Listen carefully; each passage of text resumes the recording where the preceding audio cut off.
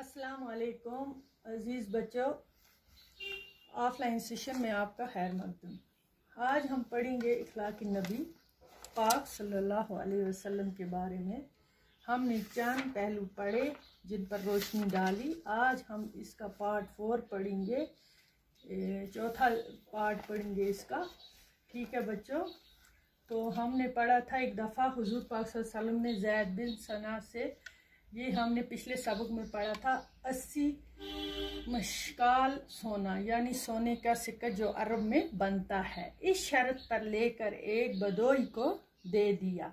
हो गया अरब के खाना बदोश लोग, उनको बदोई कहते हैं। दे दिया कि वो मुकर्ररा वक़्त पर उसके बदले में खजूरें दे देंगे।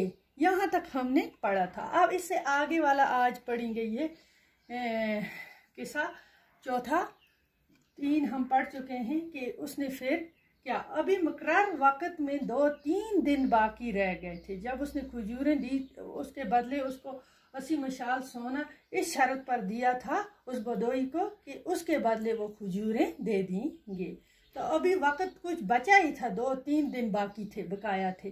तो हुजूर पाक सल्लम एक जनाजे की नमाज पढ़ा कर अपने रफ़ीकों के साथ, प्यारे रफ़ीकों के प्यारे जो सहाबी थे, उनके साथी थे, जो उनके साथ रहते थे, जो हुजूर पाक सल्लल्लाहु सहाबी उनको बोलते हैं बच्चों जिन्होंने हुजूर पाक सल्लल्लाहु अलैहि वसल्लम को देखा हो, जो उनके साथ बैठे हों, उठे हों, साथी उनके, उनको बोलते हैं सहाबी।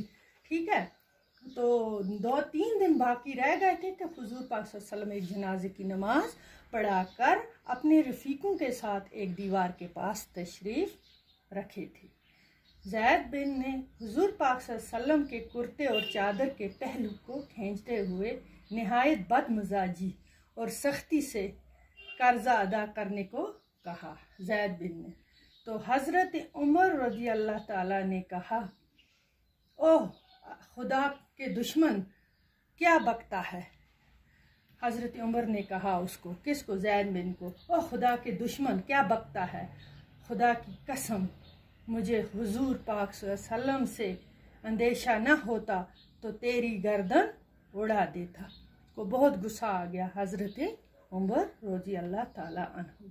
पैगम्बर इखलाक हुजूर पाक सल्लल्लाहु अलैहि वसल्लम ने हज़रत उमर रज़ी अल्लाह ताला को समझाया, ऐसे मौके पर तुम्हें चाहिए था कि एक तरफ मुझे हुस्न और खूबी से इसका कर्ज अदा करने को कहते और दूसरी तरफ इस शख्स को बेहतर तरीके से तकाजा करने की नसीहत करते।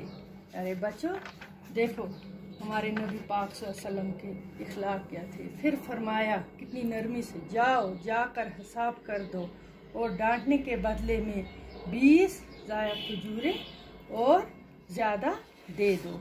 इसको डांटो मत और इसके बदले में खजूरें इसको दे दो। और किसको, बदोई को, जो अरब के खाना बदोश लोग, उनके बगल।